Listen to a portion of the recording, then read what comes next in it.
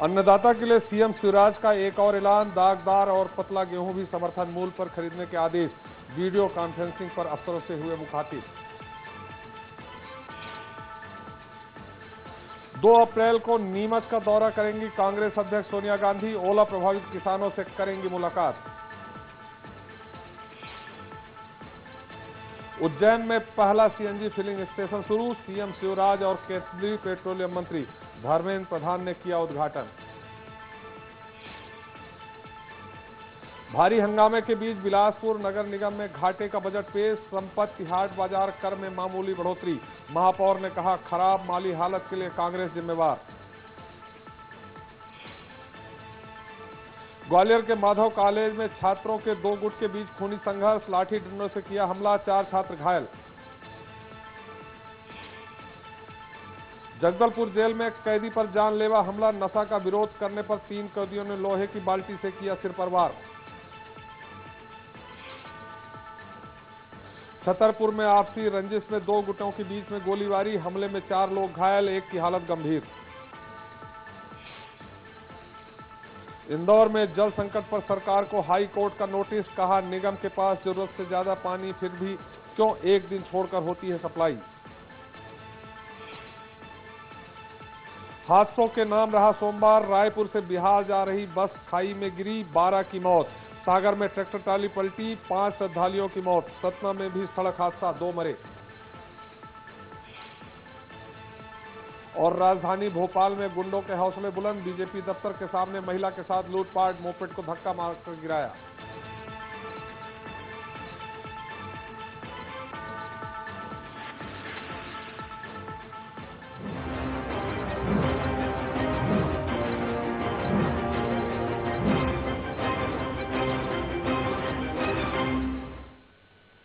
तो जापान के बौद्ध संगठन साका गाकाई को छोड़ दें तो आरएसएस अपने तरह का अकेला संगठन है, जिसकी इतनी शाखाएं और कार्यक्रम अनुशासन के साथ चल रहे हैं।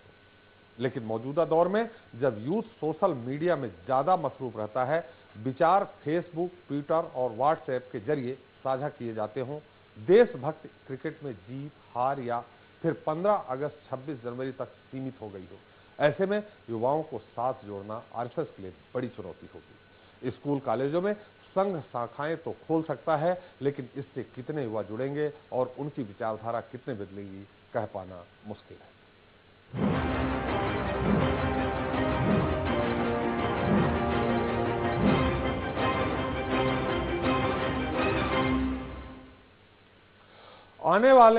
आने वाले समय में अगर आपके युवा गुड मॉर्निंग की बजाय प्रणाम और जय हिंद कहते नजर आए तो चौंकिए नहीं। दरअसल आरएसएस ने प्रदेश में पढ़े लिखे युवाओं को खींचने के लिए नई कवायद शुरू की है। इसके तहत आरएसएस युवाओं को शाखाओं के जरिए देशभक्ति और मातृभूमि का पाठ पढ़ा रहा है।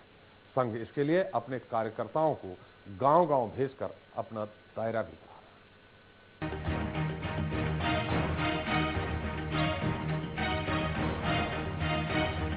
सिर पर काली टोपी, खाकी नेकर और सफेद कमीज। वक्त बदला, लेकिन 90 साल के राष्ट्रीय स्वयंसेवक संघ में कुछ खास नहीं बदला।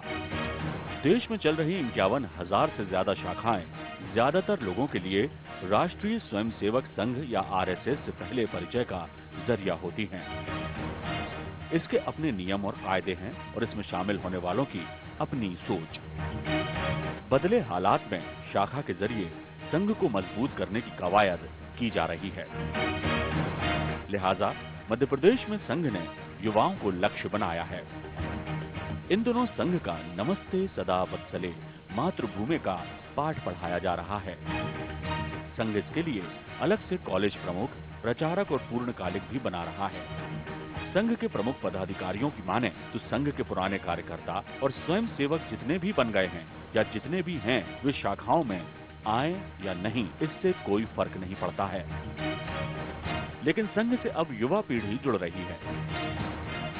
यही वजह है कि 3 साल में संघ की 25% शाखाएं बढ़ी हैं। नमस्ते सदा वत्सले मातृभूमे।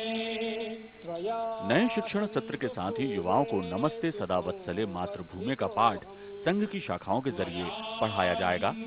हालांकि संघ की शाखाओं के विस्तार को लेकर कांग्रेस सवाल खड़े कर रही है।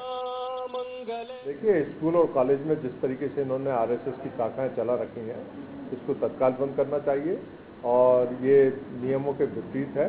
और इसके बाद भी आरएसएस की शाखाएं ये चलाते हैं तो कांग्रेस पार्टी इसका विरोध करेगी और हम लोग जब सत्ता में आएंगे तो ये शाखाएं तत्काल बंद कर दी जाएगी और ऐसे लोगों को पनिशमेंट दिया जाएगा।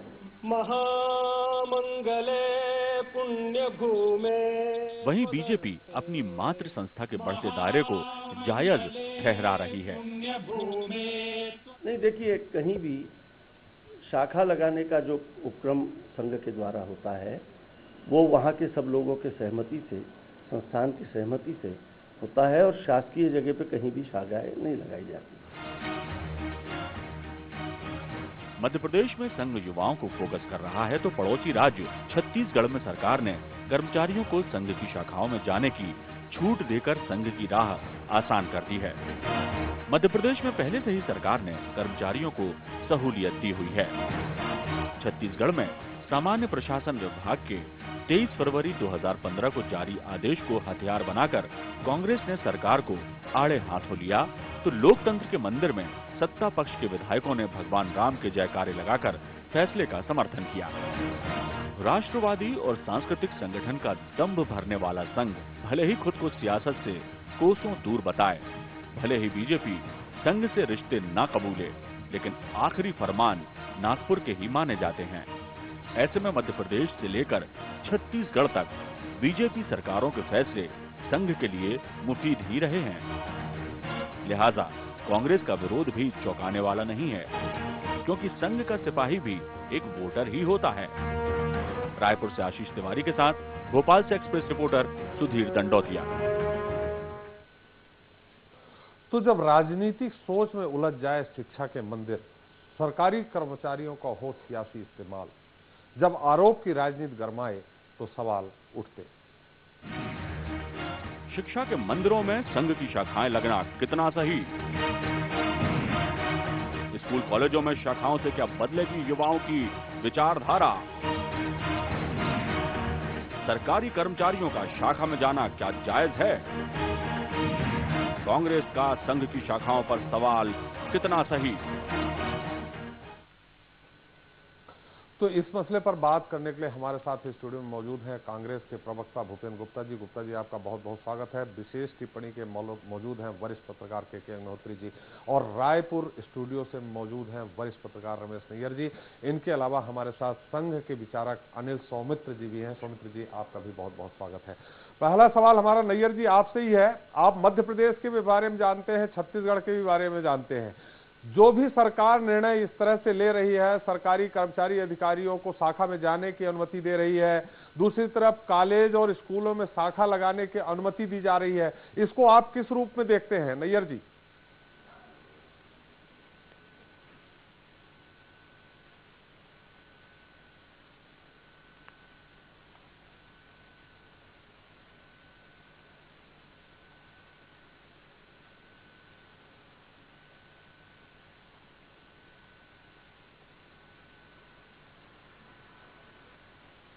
नैयर जी, आप हमारी आवाज सुन पा रहे हैं?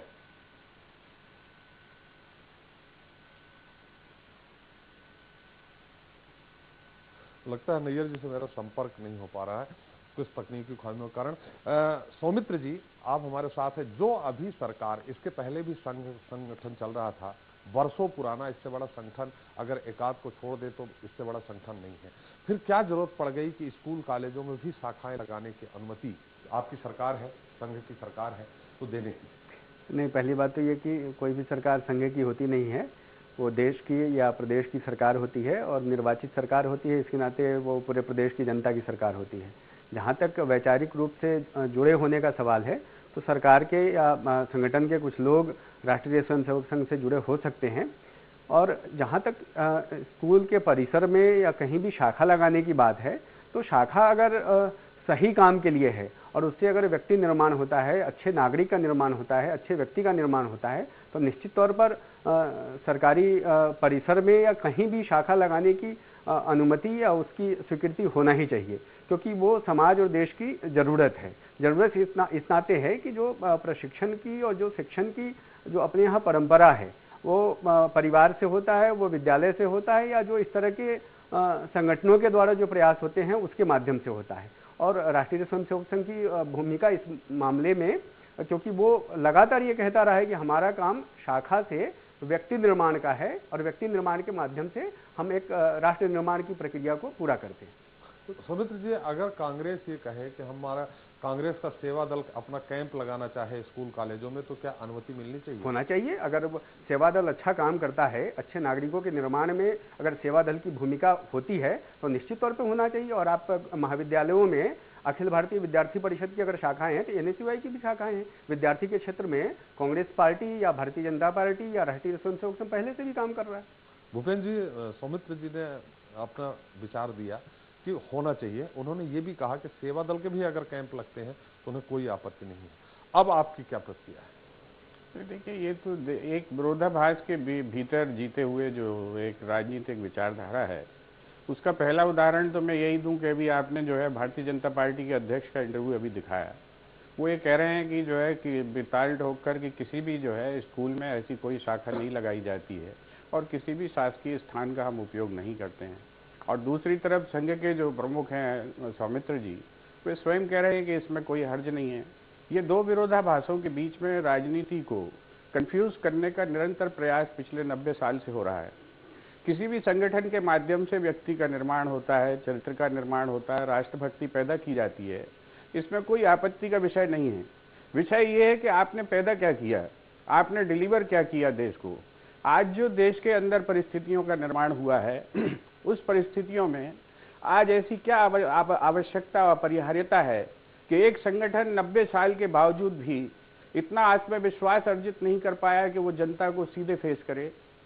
आज वो कश्मीर में जाके बातचीत करता है, आतंकवादियों से बातचीत करता है, वहाँ की सत्ता में किस तरह भागीदारी हो इसके फार्मूले निकालता है, लेकिन मुखौटे पहनकर राजनीति में आता है। मेरी बात छत्तीसगढ़ में बात पूरी करने दीजिए, क्यों रही कश्मीर की बात नहीं हो रही, बात पूरी करने दीजिए। अभी बात यही हो रही, बात पूरी देखिए आपका लक्ष्य, आपका लक्ष्य क्या है?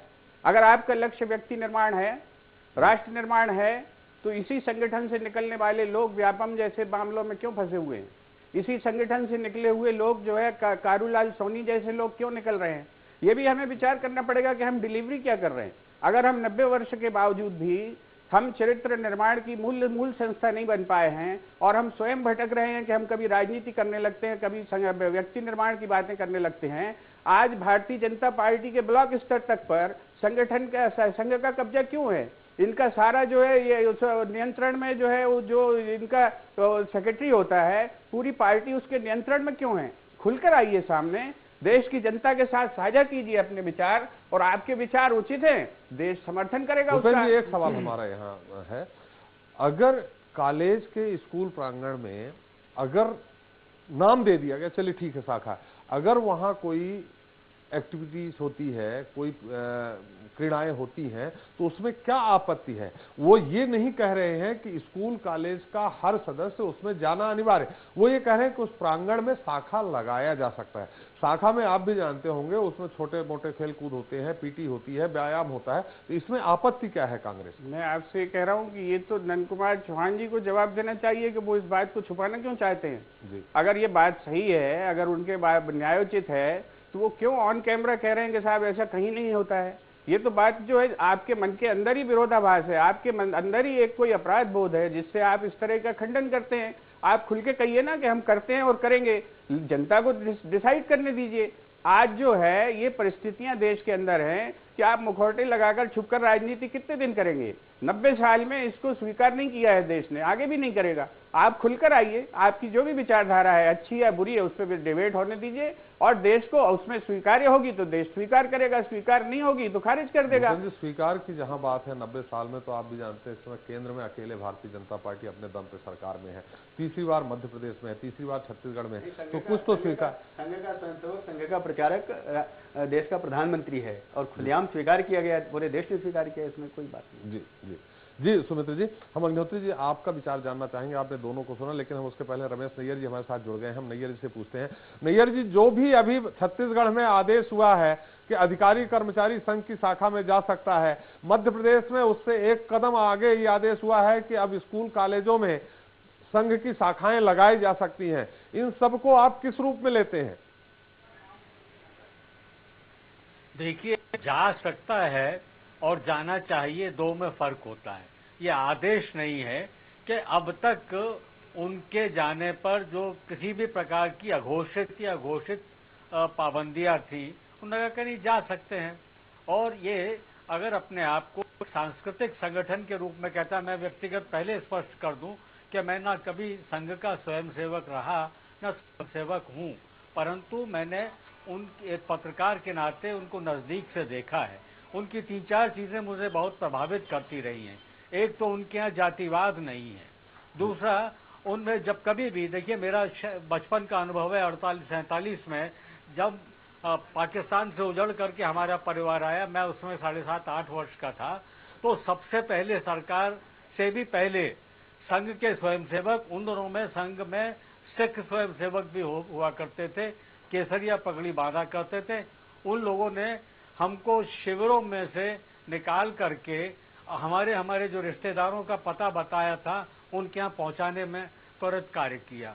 तो इसमें कोई आपत्ति नहीं है, इतने सारे संगठन हैं। और राष्ट्रीय स्वयंसेवक संघ विश्व का सबसे बड़ा एनजीओ माना जाता है। तो उनकी विचारधारा में जिनको सहमति नहीं है वो उसमें ना जाएं, जिनकी सहमति है वो उसमें जाएं, उसमें किसी को क्यों आपत्ति होना चाहिए। अब रही बात ये कि भाई कोई कांग्रेस सेवा दल में रहा हुआ व्यक्ति अगर प्रधानमंत्री बन जाता है, कोई कांग्रेस के छोटे कार्यकर्ता आगे बढ़ते बढ़ते पहुंच जाते हैं, तो राष्ट्रीय स्वयंसेवक संघ का अगर प्रचारक प्रधानमंत्री बन गया तो इस देश की जनता सुना है। राष्ट्रीय स्वयंसेवक संघ ने तो उसको इस देश के ऊपर लादा नहीं है। तो जनता के द्वारा निर्वाचित यदि कोई व्यक्ति प्रधानमंत्री बनता है, और संयोग से मुझे नहीं मालूम, मैंने तो आज तक नरेंद्र मोदी से व्यक्तिगत मेरी बातचीत भी नहीं हुई है, लेकिन जब कभी भी गुजरात गया हूं उससे पहले तो मैंने सुना है उनके विषय में कि भाई बहुत परिश्रमी है, बहुत मेहनती है, उनकी एक दृष्टि है विकास की। जी हम आपके पास जरूर आएंगे। नैयर जी, हम आपको रोक रहे हैं। हमारा ये कहने का है कि मैं, जहां तक मेरा अनुभव है, जो मेरी जानकारी है, इसके पहले भी सरकारी कर्मचारी अधिकारी संघ जाते थे। कई स्कूलों में मैंने देखा वहां शाखाएं, उसके जो ग्राउंड है, जो खेल परिसर है, वहां शाखाएं लगती रही हैं। तो फिर इस तरह का एलानिया आदेश निकालने की क्या जरूरत पड़ी सरकार को? मैं जानता हूं कई ऐसे पदाधिकारी हैं, कॉलेज के प्रोफेसर हैं, कॉलेज के स्कूल के लेक्चरर हैं, कई अन्य पदाधिकारी हैं जो शाखाओं में निरंतर जाते रहे। तो ये आदेश निकालने की क्यों जरूरत पड़ी? ये तो सरकार से पूछा जाना चाहिए कि उनको क्यों जरूरत पड़ी। मैं केवल 2 प्रसंग जानता हूं। एक तो महात्मा गांधी जी की हत्या के बाद में संघ के ऊपर प्रतिबंध लगाया गया और बाद में वो न्यायालय के द्वारा जब ये मुक्त किया गया कि भाई इनका कोई हाथ नहीं है। दूसरा मुझे मालूम है कि इमरजेंसी के अंदर बड़ी तादाद में संघ के स्वयंसेवकों को गिरफ्तार किया गया। उनमें से बहुत सारे शासकीय कर्मचारी भी थे, बहुत सारे भिलाई स्टील प्लांट जैसे स्वायत्त शासी संगठनों में भी थे, और उनके परिवार बर्बाद हो गए, उनकी नौकरियां चली गईं। तो उस वक्त ये लगा कि भाई ये किसी को विचार, ये लोकतंत्र है, लोकतंत्र में हर एक को अपने विचार का स्वातंत्र होना चाहिए। तो जब पाबंदी पहले नहीं थी और सरकारी कर्मचारी भी जाते थे, मैं बहुत सारे प्रोफेसर को जानता हूं, बहुत सारे सरकारी कर्मचारियों को जानता हूं जो कि जानते थे, जाते रहते थे हमेशा। तो ये आदेश निकालने की आवश्यकता क्यों पड़ी ये तो शासन जाने, लेकिन अगर आदेश ये निकलता कि जाना चाहिए तो गलत था। जा सकते हैं अगर ये आदेश है, तो मुझे लोकतंत्र में ये कहीं आपत्तिजनक नहीं लगता।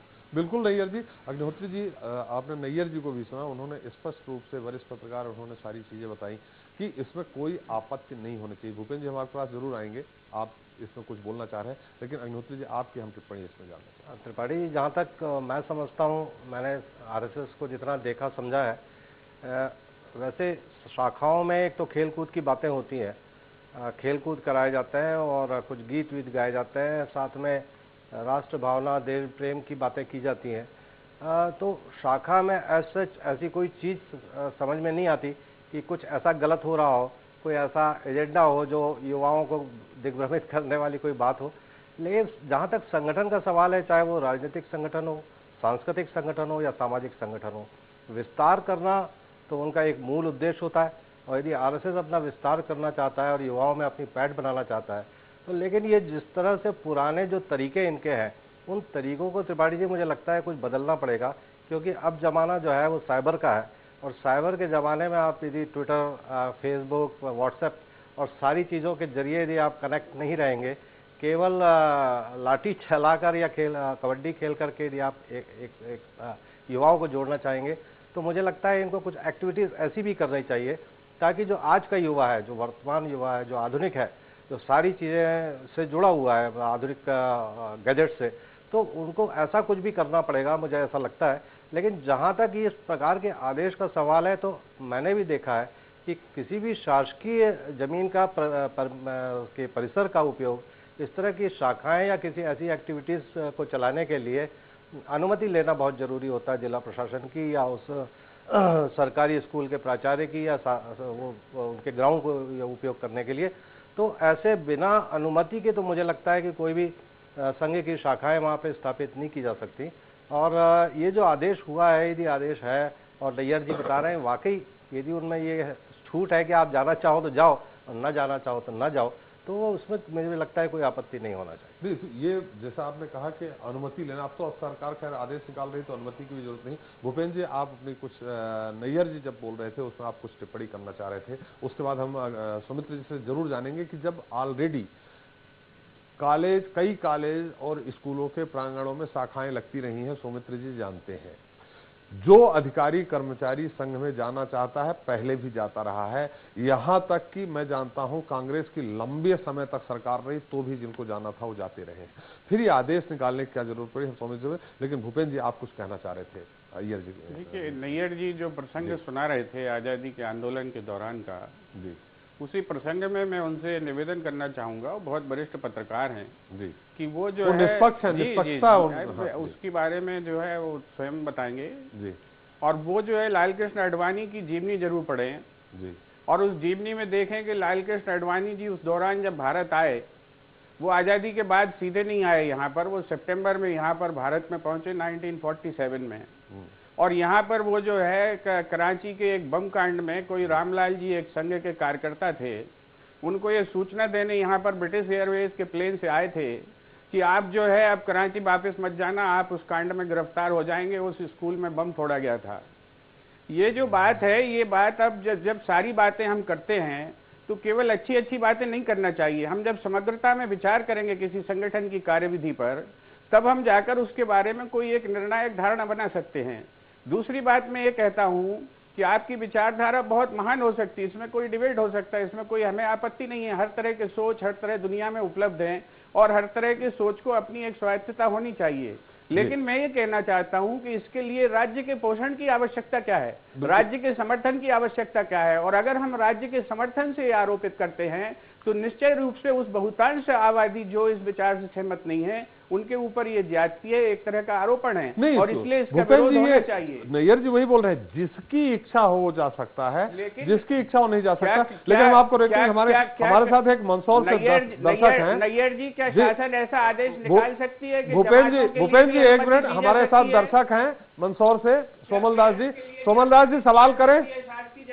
करना चाह रहा हूँ, मैं कह रहा हूँ ये कांग्रेस का जो है ना प्रश्न उठाना अनुचित है, टोटली अनुचित है। जब शाखाओं में संस्कार दिए जाते हैं, प्रार्थना स्मरण करवाए जाते हैं, देश के संतों महात्माओं को याद किया जाता है, तो ये भारतीय संस्कृति का यदि प्रसार हो रहा है, क्योंकि हम सनातन धर्म से जो है ना भारत के लोग जो है ना बने हुए हैं। आप सवाल करें। सवाल नहीं करना, हमें तो पक्ष में जो है ना रखना है कि ये प्रश्न कांग्रेस का गलत है। चलिए, आपका सवाल, अब कांग्रेस बिल्कुल गलत है, आपका सवाल ये हो गया। हमारे साथ एक और दर्शक है मंदसौर से, जावेद, जो अपना सवाल करना चाहते हैं। जावेद जी सवाल करें। हाँ सर, ये बिल्कुल गलत है, ये संघ का प्रवेश नहीं होना चाहिए सर। बिल्कुल, दोनों चीजें आई हैं। हम सौमित्र जी से जानेंगे कि संघ का प्रवेश नहीं होना चाहिए। ये हम जानना चाह रहे थे कि जब ऑलरेडी पहले से हो रहा था तो इसको प्रचार प्रसार करने की जरूरत है, आदेश निकालने की जरूरत है। लोग स्वतंत्र हैं, अगर ग्राउंड खाली है तो लोग वहां अपनी जो भी संघ में क्रिया होती है वो कर सकता है। लेकिन नैयर जी कुछ कहना चाह रहे थे। नैयर जी, आप कुछ कहना चाह रहे हैं? नहीं, अभी हमारे कांग्रेस के मित्र ने कहा तो उनको वाणी का स्वातंत्र है। उन्होंने जो आक्रमण किया, जावेद कह रहे हैं कि नहीं होना चाहिए। अरे भाई, नहीं होना चाहिए, उनकी राय अपनी जगह पर है, लेकिन जो जाना चाहते हैं उनकी इच्छा को आप क्यों रोकना चाहते हैं? दूसरी बात इसमें यह है, एक मिनट भूपेंद्र जी, पूरा सवाल, पूरा उनका उत्तर ले लीजिए। ऐसी स्वतंत्रता के भूपेंद्र जी उत्तर ले लीजिए उनका, फिर हम आपको मौका दे रहे हैं। जी नैयर जी, आप बोलिए। हाँ, तो उसमें मेरा ये कहना था कि यदि शासन का ये आदेश होता या ऐसा भी कहीं पर कोई संकेत मिलता कि संघ की शाखाओं में बार बार जाने वाले या उनके कार्यक्रमों में जाने वालों को शासकीय स्तर पर किसी तरह का कोई प्रमोशन दिया जा रहा है या कोई संरक्षण या किसी प्रकार का प्रोत्साहन दिया जा रहा है, तब तो आपत्ति होनी चाहिए। और रही बात वाक स्वातंत्र की, अभी हमारे कांग्रेसी मित्र ने कहा उनको पूरा अधिकार है, और अगर उनको ऐसा लगता है कि राष्ट्रीय स्वयंसेवक संघ की कुछ गतिविधियां आपत्तिजनक हैं तो खोल करके देश के सामने रखें। इस देश का प्रेस स्वतंत्र है, और अब मुझे और ज्यादा स्वतंत्र दिखाई देता है, क्योंकि कई तरह के संगठन, अब वो एकाधिकार वाली बात खत्म हो गई। 60 साल 70 साल तक कांग्रेस का लगभग एकाधिकार रहा। बीच बीच में हस्तक्षेप के रूप में विरोधी दल आते थे, कभी जनता पार्टी आती थी, कभी लोक दल, और ये सब मिल करके गुजराल साहब प्रधानमंत्री बनते थे। मैं एक दृष्टांत का उदाहरण देता हूं कि 1965 में जब भारत पर आक्रमण किया पाकिस्तान ने, और लाल बहादुर शास्त्री कांग्रेस के प्रधानमंत्री थे, मुझे उसको पूरे को कवर करने का एक पत्रकार था, मैं उस समय श्रमजीवी पत्रकार था, तो राष्ट्रीय स्वयंसेवक संघ के लोगों ने और उनकी महिलाओं ने जा करके वहां पर फौजियों को इमदाद पहुंचाने की, घर से खाना बना करके ले जा रहे हैं, ये सब करें। अगर इस तरह का कोई काम करते हैं तो मेरा ख्याल है उस पर कोई आपत्ति नहीं होनी चाहिए। उसके ऊपर कोई बिल्ला लगा करके नहीं चलना चाहिए कि संघ की द्वारा बनाई गई रोटी है या संघ के द्वारा। मैं संडे ऑब्जर्वर का कार्यकारी संपादक था, उत्तरकाशी में भूकंप आया, मैं वहां पर गया, तुरंत वहां पर पहुंचा, रात भर कार की यात्रा करके सवेरे देखा तो स्वामी शिवानंद का आश्रम था। उन वहां के लोग और राष्ट्रीय स्वयंसेवक संघ के लोग वहां पर लोग भूकंप पीड़ितों को निकालने और उनकी मदद करने में जुड़े हुए थे। उनमें से बहुत सारे सेवानिवृत्त अधिकारी थे, बड़े सिविल सर्जन थे, वो सबकी मरहम पट्टी कर रहे थे। इस तरह के यदि सेवा भाव विकसित होता है तो उसमें किसी को कोई आपत्ति नहीं होनी चाहिए। यदि कोई एजेंडा आरएसएस ऐसा देकर के चल रहा है जो कि हमारे मित्रों को देश विरोधी या समाज विरोधी लगता है, तो उसको वो सामने रखें। उनके पास भी मीडिया है, बल्कि ज्यादा ताकतवर मीडिया, ज्यादा समय तक चूंकि वो सत्ता में रहे हैं तो मीडिया में उनकी पैठ कहीं ज्यादा है, तो उस मीडिया के माध्यम से या उनकी अपनी इन्वेस्टिगेशन एजेंसीज भी है, हर पार्टी अपनी अपनी तरह से खोजबीन करती है, उसको लाकर के इस देश के सामने रखें कि भाई ये बिल्कुल नैयर जी, हम आपने जो बात कही है हम इसका उत्तर भूपेंद्र जी से लेंगे, लेकिन पहले हमारे सौमित्र जी से जानना चाहेंगे। हमारे साथ एक दर्शक नौगांव से और जुड़ गए हैं जो अपना सवाल करना चाहते हैं। दिनेश जी, अपना सवाल करें। लगता है दिनेश जी संपर्क नहीं हो पाया। रतलाम से हमारे दूसरे दर्शक हैं अभिषेक। अभिषेक जी सवाल करें। नमस्कार साहब जी, सवाल करें। मेरा सवाल कांग्रेस के हमारे जो साथी बैठे हुए हैं उनसे है। अगर राष्ट्र निर्माण का काम संघ कर रहा है तो उस संदर्भ में कांग्रेस को क्यों आपत्ति है? संघ की शाखाओं में व्यक्तित्व विकास करा जा रहा है, संघ की शाखाओं में या चारित्रिक निर्माण किया जा रहा है, संघ की शाखाओं में बिल्कुल बिल्कुल आपका सवाल आ गया है, आपका सवाल आ गया। हम भूपेंद्र जी से जरूर इसका उत्तर लेंगे। हमारे साथ दुर्ग से एक और तुषार हैं दर्शक जो अपना सवाल करेंगे। हम सारे दर्शकों के एक साथ उत्तर लेंगे। जी तुषार जी, सवाल करें। जी सर, मेरा कांग्रेस के प्रवक्ता जी से एक सवाल है। किससे है? हाँ, कांग्रेस के प्रवक्ता भूपेंद्र जी से मेरा सवाल है। जी, वो कहते हैं सर कि कांग्रेस संघ की जो विचारधारा है वो गलत है। जी, पर क्या कांग्रेस इस विचारधारा को अगर गलत मानती है तो क्या कांग्रेस इस विचारधारा को सही कराने के लिए क्या अपना कुछ नया सेवा कार्य क्यों नहीं शुरू कर? बिल्कुल बिल्कुल, बहुत सही आपने क्वेश्चन किया। हम भूपेन जी से लेंगे, लेकिन सौमित्र जी, जब ऑलरेडी ये सब चल रहा था, आपको भी ध्यान होगा, कई शासकीय सेवा संघ में जाते थे, सुबह जाते हैं, शाम जाते हैं। कई स्कूलों में आप अगर कस्बाई क्षेत्रों में चले जाएं तो स्कूल कॉलेज नहीं है तो स्कूलों में संघ की शाखाएं लग रही। तो ये आदेश निकालने की जरूरत है। भूपेन जी ने एक सवाल खड़ा किया है कि सरकार के आड़ में संघ को अपनी जो रूपरेखा है उसको बढ़ाने की क्या जरूरत है, अपने संगठन को बढ़ाने की, सरकार की आड़ में। खुद अब अगर 90 साल पुराना संगठन है तो अपने दम पे वो आगे बढ़े ना, सरकार से क्यों आदेश निकाल रहा है? देखिए त्रिपाठी जी, सबसे बड़ी बात यह है कि सरकार की आड़ लेने या किसी की आड़ लेने की बात नहीं है। राष्ट्रीय स्वयंसेवक संघ दुनिया का सबसे बड़ा संगठन आज से नहीं है, वर्षों से ये बड़ा संगठन है और अपने बलबूते ही बना है। जहाँ तक सरकारी जो क्षेत्र है या जो स्थान है वहाँ पर अनुमति देने की बात है और सरकार के जो कर्मचारी हैं या अधिकारी हैं उनको अनुमति देने की, इसमें दो बातें कहना चाहूँगा। एक पहली बात तो यह है कि सरकार का ये काम होता है कि जो नकारात्मक या जो गलत प्रवृत्तियाँ हैं या गलत काम करने वाले संगठन या व्यक्ति हैं उनको निषेध करना, उनको दंडित करना, उनको सजा देना एक काम होता है। जो अच्छी प्रवृत्तियां हैं, जो अच्छे सकारात्मक लोग हैं, जो अच्छे सदकर्मों में लगे हैं, ऐसे लोगों को प्रोत्साहित करना, उनको आगे बढ़ाना, उनको अनुकूल वातावरण देना भी सरकार का काम होता है। और अगर राष्ट्रीय स्वयंसेवक संघ व्यक्ति निर्माण के कार्य में, राष्ट्र निर्माण के कार्य में लगा है, अगर वो सद्गुणों का विकास कर रहा है, अगर वो व्यक्तित्व निर्माण कर रहा है, अगर वो राष्ट्र निर्माण में अपनी भूमिका अदा कर रहा है, तो निश्चित तौर पर जो भी सरकार हो उसको उसके अनुकूल वातावरण देने का एक जिम्मेदारी, एक दायित्व होता है। और जो नकारात्मक काम कर रहे हैं उनको दंडित करने का, उनको निषेध करने का ये भी काम होता है। आज राष्ट्रीय स्वयंसेवक संघ के प्रयासों के कारण एक ऐसी सरकार प्रदेश में है, एक ऐसी सरकार देश में है जो उनके विचारों के अनुकूल है। निश्चित तौर पर अगर विचारों के अनुकूल है तो उस कार्य को बढ़ाने के लिए अनुकूल परिस्थितियों का निर्माण करना और सरकार का भी दायित्व बनता है। दूसरी बात सौमित्र जी, कोई सरकार कोई किसी देश को विकास करने के लिए, देश को ऊपर लाने के लिए विचार के अलावा दूसरी भी सोच जरूरी होती है, दूसरे कार्य भी होते हैं। सिर्फ विचार से देश नहीं बढ़ सकता आगे। बाकी के काम तो सरकार को जो करना है, चाहे प्रदेश की सरकार हो चाहे केंद्र की सरकार हो, वो कर ही रहे हैं। उसकी अगर अच्छा काम करते हैं उसकी आलोचना, उसके समर्थन होता है। जो अच्छे कार्य नहीं होते उसकी आलोचना होती है। वो कांग्रेस पार्टी भी करती है, दूसरी संगठन पार्टी के लोग भी करते हैं। लेकिन जहां तक राष्ट्रीय स्वयंसेवक संघ के लोगों को ये अनुकूल वातावरण देने की बात है तो उसमें सरकार की ये भूमिका सकारात्मक है और इसका एक तरह से प्रशंसा की जानी चाहिए, इसको स्वीकार किया जाना चाहिए। ये तो मेरी दूसरी बात है जी कि जहां तक सरकारी कर्मचारियों को या उनके लोगों से, सरकार से जुड़े लोगों के शाखा में जाने का सवाल है, आज से नहीं वर्षों से सुबह सरकारी कर्मचारी घर से निकलता है, वो शाखा जाता है। सवाल वही है कि आदेश निकालने की जरूरत है, इसलिए कि उनको अनुकूलता मिले, उनको मन में ये भय का माहौल, मन में भय न हो। मतलब सरकार की तरफ से एक तरह से आदेश नहीं निकाला। नैयर जी ने कहा कि जो इसको जाना चाहे जा सकता है। ये तो पहले भी हो रहा था। नहीं, पहले ये एक तरह से इशारा है। कांग्रेस के जमाने में एक आदेश निकला था कि अगर सरकारी कर्मचारी शाखाओं में या संघ से जुड़े पाए जाएंगे तो उनको दंडित किया जाएगा।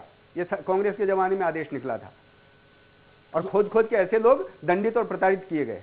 तो अब जो लोग शाखा में जाएंगे वो उनको दंडित नहीं किया जाएगा, बस इतनी सी बात है। उनको पारितोषिक दिया जाएगा। हाँ, पारितोषिक का सवाल नहीं है, उनको दंडित नहीं किया जाएगा। उनको किसी प्रकार का भय नहीं होगा कि हम अगर शाखा जाते हैं तो हमारा जो बॉस है या प्रशासन या शासन के लोग हैं हमको किसी प्रकार का दंड दे सकते हैं। ये भय नहीं होगा, ये भय खत्म हो जाएगा। बिल्कुल सही कहा। बिल्कुल सौमित्र जी, हम उत्तर लेंगे भूपेंद्र गुप्ता से, लेकिन यहाँ वक्त हो चला है छोटे से ब्रेक का। ब्रेक के बाद भी चर्चा जारी रहेगी, आप कहीं मत जाइएगा, हम जल्द हाजिर होते हैं।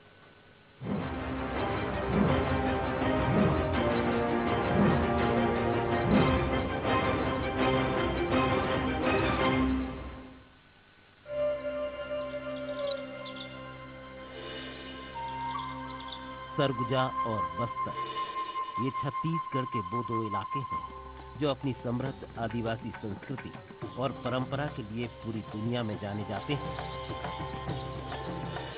लेकिन घने जंगलों और दुर्गम इलाकों से घिरे इन गांवों तक विकास पहुंचा पाना शासन प्रशासन के लिए हमेशा एक बड़ी चुनौती रहा। और और इसी चुनौती से मुकाबला करने के लिए 2004 में बस्तर और सरगुजा विकास प्राधिकरण का गठन किया गया और देखते ही देखते इन इलाकों की तस्वीर बदलने लगी। सरगुजा अंचल में कुपोषण की समस्या दूर करने के लिए 2100 पूरक पोषण आहार केंद्रों की स्थापना की गई। प्राधिकरण के जरिए नक्सल प्रभावित इलाकों में अधोसंरचना विकास के लिए 130 कार्यों के लिए 9 करोड़ 67 लाख रुपए मंजूर किए गए। पिछले 5 सालों में विकास प्राधिकरण के जरिए 25 करोड़ 34 लाख 49 हजार की राशि से 608 कार्य पूरे किए गए हैं। वहीं बस्तर विकास प्राधिकरण के गठन से अब तक कुल 7,329 कार्यों के लिए कुल 312 करोड़ 60 लाख की राशि मंजूर की गई है, जिसमें से 6,553 कार्य पूरे कर लिए गए हैं और 776 कार्य प्रगति पर हैं।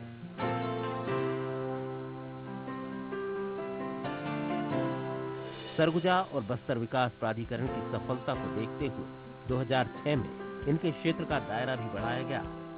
जाहिर है सरगुजा और बस्तर के इन आदिवासियों के चेहरे की मुस्कुराहट के पीछे कहीं न कहीं सरगुजा और बस्तर विकास प्राधिकरण की अहम भूमिका है।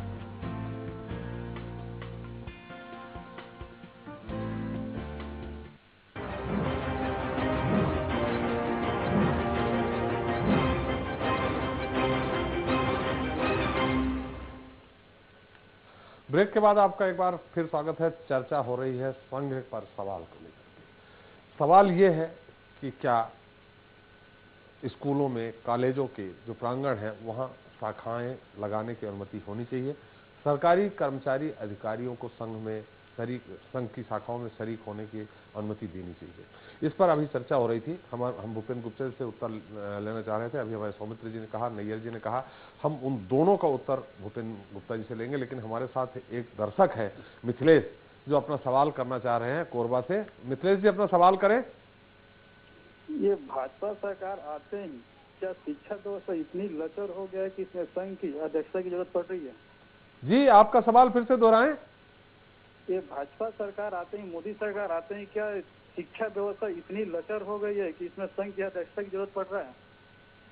बिल्कुल बिल्कुल। हम खिलचीपुर से हमारे साथ मागी लाल जी हैं। मागी लाल जी अपना आप सवाल करें, हम दोनों का उत्तर एक साथ अपने मेहमानों से लेंगे। जी जी, हमारा सवाल ये करके राष्ट्रीय स्वयंसेवक संघ एक व्यक्ति निर्माण करता है, इनके बारे में जो बताया जाता है वो गलत नहीं है। बिल्कुल। आप शाखा जाते हैं मागी लाल जी? जी जी। जब भी देश से विपत्ति आई संघ ने काम किया सर, भूकंप हो। बिल्कुल बिल्कुल। आप कब से शाखा जा रहे हैं? 1988 से। बहुत बढ़िया, हम उत्तर लेंगे इससे निश्चित। सौमित्र जी भी हमारे साथ हैं। भूपेंद्र जी अभी 2 सवाल आए। एक तो ये बात आई, खैर आप सौमित्र जी के जो उत्तर दिया था उसका आप कुछ बोलना चाह रहे थे। नैयर जी के जो उत्तर दिया उस पर आप कुछ सवाल खड़ा करना चाह रहे थे। पहले मैं देखिए क्या है, जो भी प्रश्न सामने आ रहे हैं उनमें जो है बातों को घुमाया जा रहा है और वो सीधे और स्पष्ट बात नहीं हो रही, चाहे वो नैयर साहब कर रहे हों चाहे सौमित्र जी कर रहे हों। आज सवाल किसी विचारधारा के विरोध या समर्थन का नहीं है। आप 90 साल से इस देश में एग्जिस्ट कर रहे हैं, आप काम कर रहे हैं, समाज के बीच में काम कर रहे हैं। तो जब समाज के बीच में काम कर रहे हैं तो आपको इस बात की भी जानकारी है कि हमने भारत में किस संविधान को स्वीकार किया है। आज जब 31% वोट आपने लिए हैं, 69% वोट आपके खिलाफ पड़े हैं, क्या आप किसी तरह की विचारधारा में अपने जो है शासकीय संसाधनों का उपयोग करके आप उसको जो है प्रमोट कर सकते हैं? सवाल ये नहीं है कि आप किस विचारधारा के, आपकी विचारधारा अच्छी भी हो सकती है, बुरी भी हो सकती है, इस पर सवाल जवाब बातचीत हो सकती है। हम किसी विचारधारा के विरोधी नहीं कर रहे हैं, क्योंकि लोकतंत्र में हर विचारधारा को जीने का अधिकार है। और किसी अगर शासकीय दुरुपयोग का अगर हम विरोध करते हैं तो इसका अर्थ ये नहीं है कि हम साहब आपका विरोध कर रहे हैं। हम उस प्रक्रिया का विरोध कर रहे हैं जिससे कि जो है राज्य, जिससे कि जो स्टेट, जिससे कि जो है हमारी जो प्रशासनिक व्यवस्था है और हमारा कॉन्स्टिट्यूशन कटघरे में खड़ा हो जाता है। आप जो है किसी एक विचार के, किसी एक राजनीतिक समझदारी के पक्षधर नहीं बन सकता है राज्य। मैं फिर बार बार इस शब्द को कर रहा हूं कि state can not be utilised for this.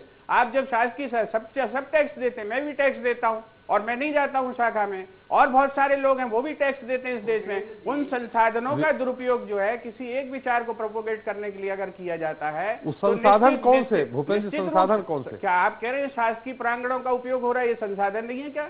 इसके लिए अनुमति नहीं लेनी पड़ती है क्या? आप धरने पे बैठते हैं तब भी आपको कलेक्टर से अनुमति लेनी पड़ती है, वो आपको भगा भी देता है, कई बार बीसियों जगह आपको चक्कर भी लगाने पड़ते हैं। मगर मैं आपसे कह रहा हूं कि इसकी आवश्यकता क्या है, और इसका ये इस तरह के आदेश, मेरी मुझे बात करने दें, सौमित्र जी आ रहे हैं, आपके पास आ रहे हैं। और मैं नैयर जी से कहना चाहता हूं कि नैयर जी बहुत बड़े पत्रकार हैं, उन्हें मालूम है कि इस तरह के आदेशों के अंदर हेतु क्या रहता है और उसके अंदर हिंट्स क्या होते हैं। आदेश हमेशा ऐसे ही निकाले जाते हैं, उनमें कोई चीज जो है कमिटमेंट नहीं होती है, इसलिए वो उसका बचाव ये कह के ना करें कि उसमें कहा गया है कि हो सकता है। ये सकते का अपना भी एक अर्थ होता है, ये राजकीय प्रशासनिक व्यवस्था में सब जानते हैं, सब पत्रकार जानते हैं, सारे राजनेता जानते हैं, इसलिए इसकी कोई चर्चा करने का औचित्य नहीं है। भूपेंद्र जी, लेकिन इसमें इच्छा अनिच्छा के लिए भी कहा गया है, आपकी इच्छा हो तो जाइए, नहीं इच्छा हो तो नहीं जाइए। बिल्कुल, तो हम तो सिर्फ इसमें ये कह रहे हैं कि आप अपने खर्चे, अपने जो है अपने आधार को अपने तरीके से बढ़ाइए, आप इसमें शासकीय संसाधनों का उपयोग मत करिए,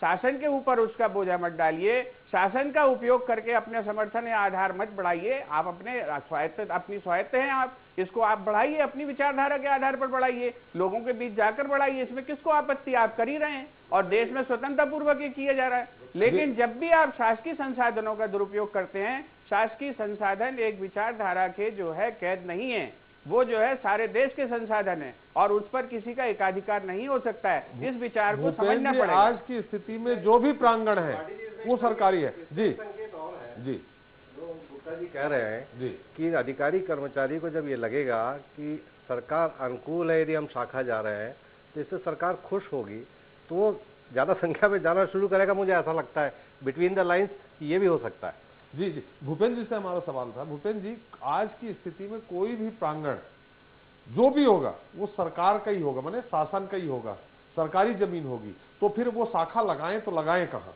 देखिए, आपने जो प्रश्न किया है वो प्रश्न ही सबसे बड़ा महत्वपूर्ण, आप खुद स्वयं अपनी डिबेट को बोल रहे हैं। आपने प्रश्न किया कि आदेश निकालने की आवश्यकता क्यों पड़ी? नहीं, मैं डिबेट नहीं बोल रहा हूं। मेरी बात, आपने जो सवाल खड़ा किया मैं उसमें आपसे उत्तर जानना चाह रहा हूं। प्रश्न खड़ा किया, मूल सवाल वही है। आवश्यकता इसलिए पड़ी कि हम जो है समाज को ये संकेत देना चाहते हैं कि अगर जो है सरकार का समर्थन चाहिए तो आपको इन गतिविधियों को प्रमोट करना पड़ेगा, और ये संकेत ही अपने आप में जो है पक्षधरता है। नहीं, ये संकेत हो गया कि किसी भी जगह सरकारी जमीन में किसी भी जगह पे आप शाखा लगा सकते हैं, ये कैसे संकेत आप कह सकते हैं? क्यों नहीं कह सकते हैं, आप बताइए क्यों नहीं कह सकते हैं?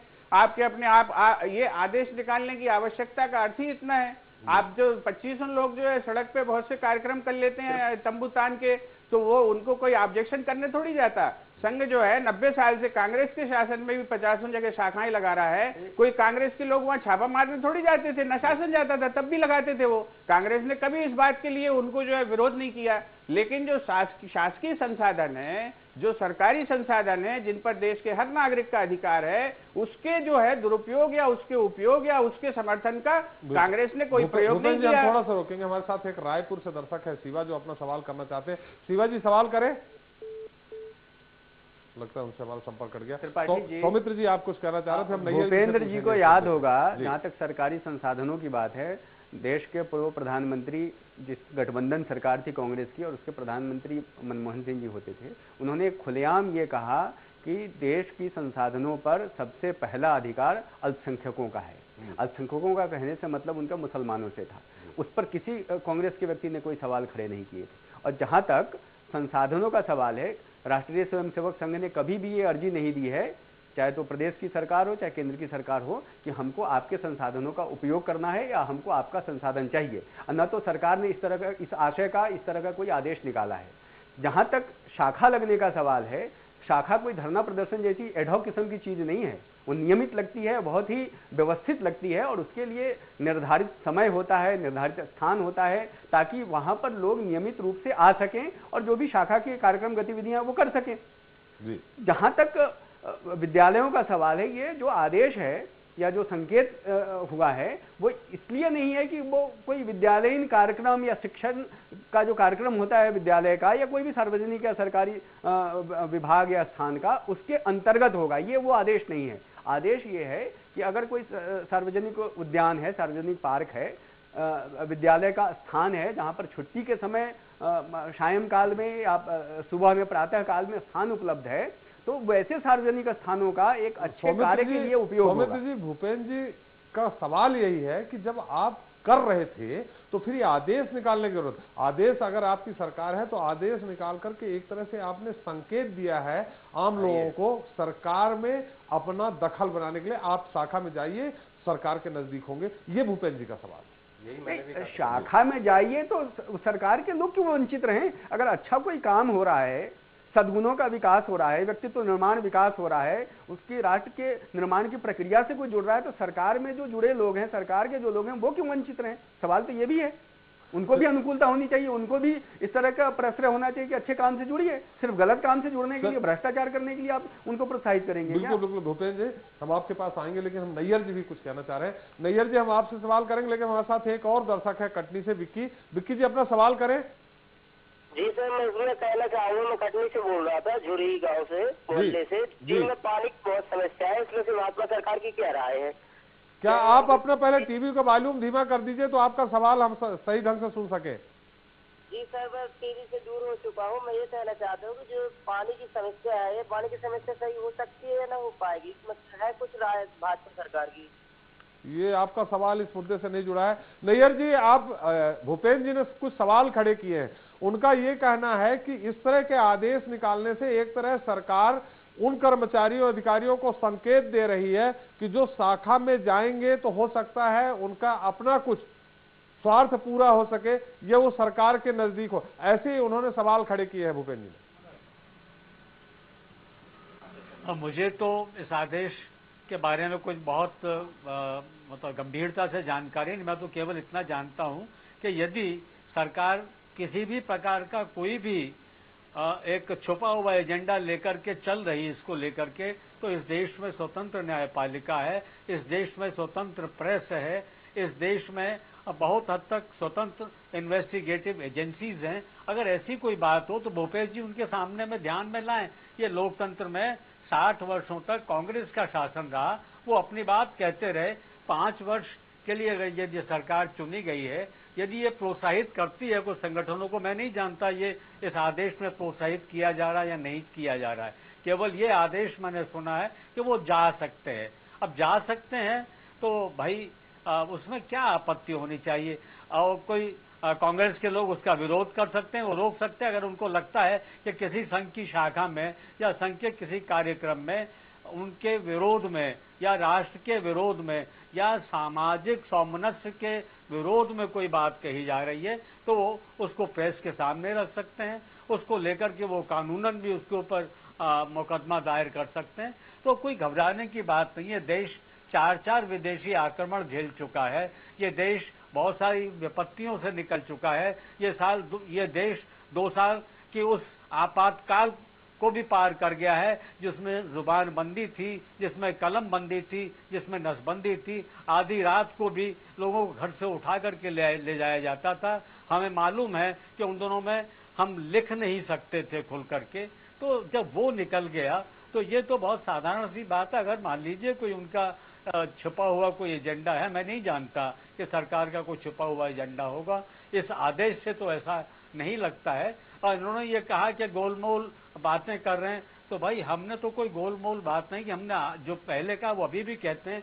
यदि सरकार ये कहती है कि जाना चाहिए तो बिल्कुल गलत है, उसका प्रतिरोध होना चाहिए। यदि सरकार ये कहती है कि जा सकते हैं तो उसके ऊपर शंका उठाने का, भूपेश जी ने शंका उठाई, उनको अधिकार है और उस पर बहस करने का भी अधिकार है, लेकिन उसको लेकर के अनावश्यक रूप से भयभीत होने की आवश्यकता नहीं है। मैं केवल इतना ही नैयर जी, सवाल वो यही उठा रहे हैं कि इस तरह आदेश दे करके उन लोगों को जो इस विचारधारा से नहीं जुड़ना चाहते उनको एक लालच तरह दिया जा रहा है। हमारे साथ एक रायपुर से दर्शक है शिवा, जो अपना सवाल करना चाहते हैं। शिवा जी, सवाल करें। हेलो जी, सवाल करें। मैं रायपुर से क्लास 12 का बीएसएफ का छात्र बोल रहा हूँ। मेरा सवाल है कि जब हमें आरएसएस हमें राष्ट्रभक्ति का स्पीच सिखाता है तो भी हमारे कांग्रेसी नेता अंकल वो काहे की आपत्ति है? आज के डेट में जबकि कोई राष्ट्रभक्ति का स्पीच लिखना नहीं चाहता है। जी, आपका प्रश्न आ गया है। भूपेंद्र जी से सीधे उस प्रश्न का उत्तर ले लेते हैं। नैयर जी को भी आपने सुना। भूपेंद्र जी, विचार अलग हो सकते हैं, सारी हो सकते हैं। जैसे नैयर जी ने कहा कि आप अपने जो भी आपके पास प्रूफ हो वो आप लेकर न्यायालय में भी जा सकते हैं। एक दर्शक ने भी कहा कि आपको आपत्ति किस बात की है अगर वहां राष्ट्रभक्ति की बात की जा रही है। देखिए ये तय कौन करेगा।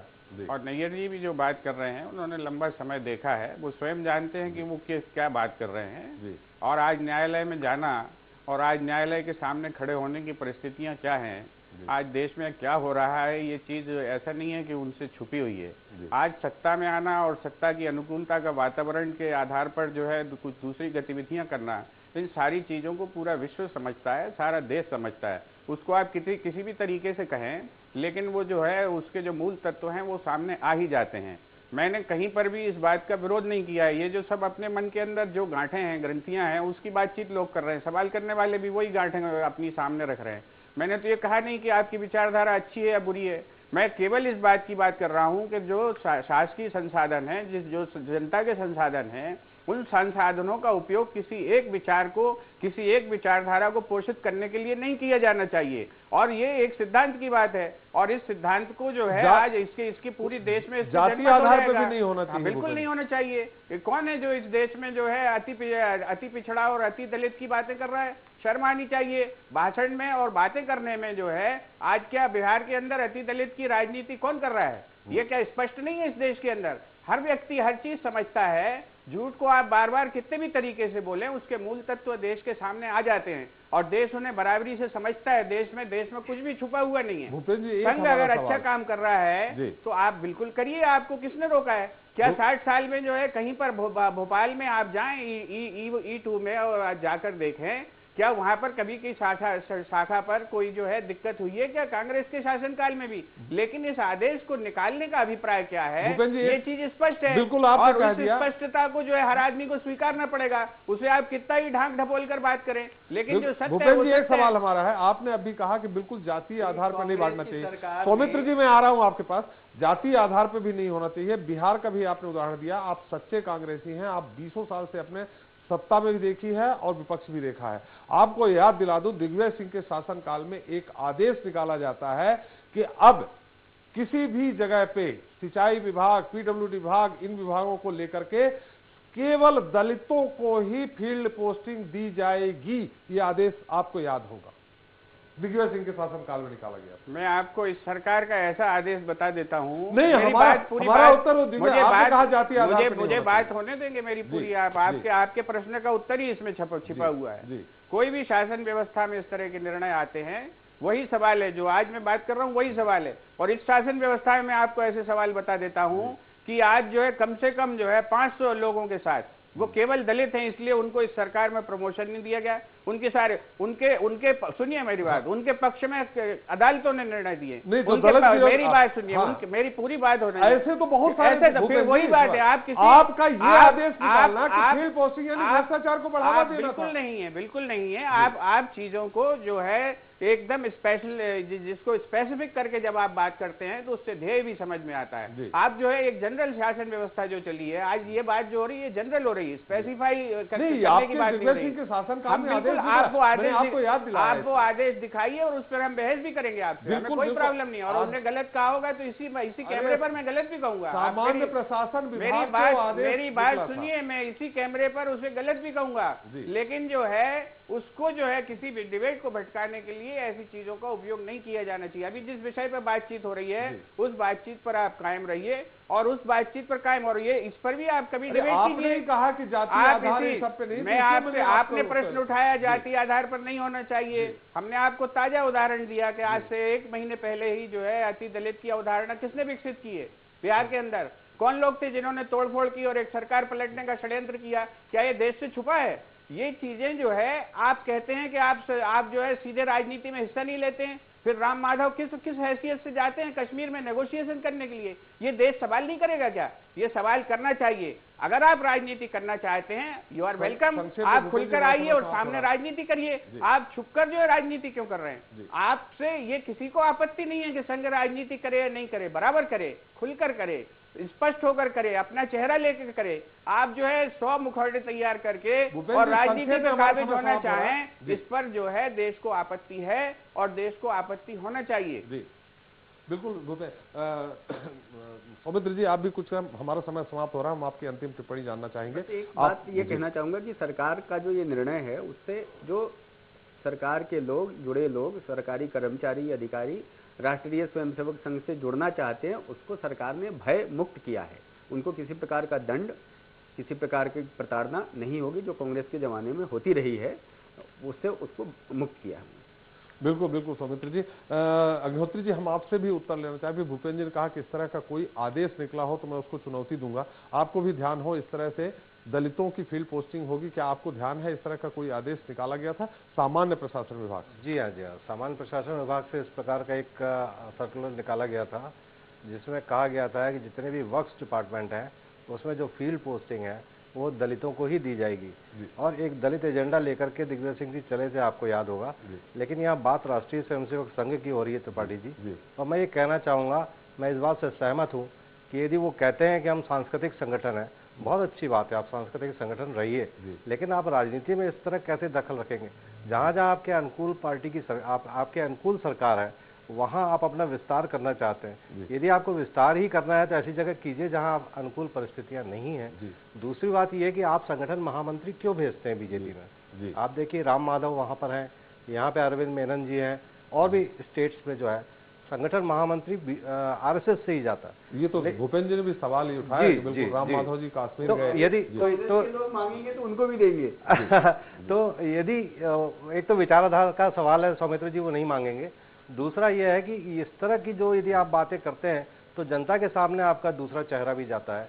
तो कम से कम यदि आप अपने आप को सांस्कृतिक संगठन कहते हैं तो राजनीति में इस तरह आप प्रवेश मत करिए और ऐसा संकेत मत दीजिए कि वहाँ हमारा कंट्रोल है। बिल्कुल बिल्कुल। भूपेंद्र जी, हम आपकी संक्षिप्त एक लाइन में टिप्पणी जानना चाहेंगे, हमारा समय समाप्त हो रहा है। भूपेंद्र जी, ये जो भी बहस अभी यहाँ पर आपने सामने रखी है निश्चित रूप से एक विचारणीय प्रश्न है और इस पर विचार होना चाहिए। और किसी भी शासन को, चाहे वो कांग्रेस का शासन हो चाहे भाजपा का शासन हो, इस तरह के संकेत नहीं देना चाहिए कि वो किसी एक विचारधारा या किसी एक उसका की पक्षधरता में खड़ी हुई है, क्योंकि शासन सभी का है, सभी इस देश के मतदाता हैं, सभी टैक्स पेयर्स हैं। उसमें वो उस विचारधारा से सहमत भी हो सकते हैं, असहमत भी हो सकते हैं, और उनके ऊपर किसी अवधारणा का आरोपण जो है इसको कभी भी उचित नहीं कहा जा सकता। बिल्कुल बिल्कुल भूपेंद्र जी।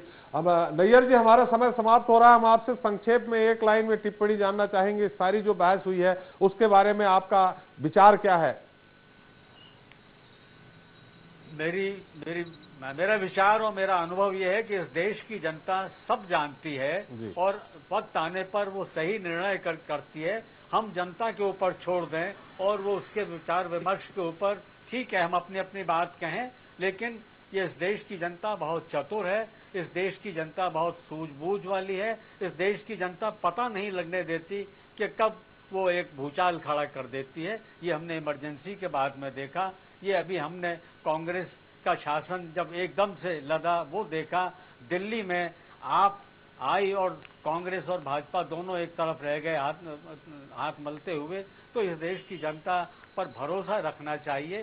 बहस करें वो ठीक है, अपनी बात कहें वो भी ठीक है, लेकिन निर्णय इस देश की जनता करती है और वो करेगी और सही निर्णय करेगी। बिल्कुल बिल्कुल।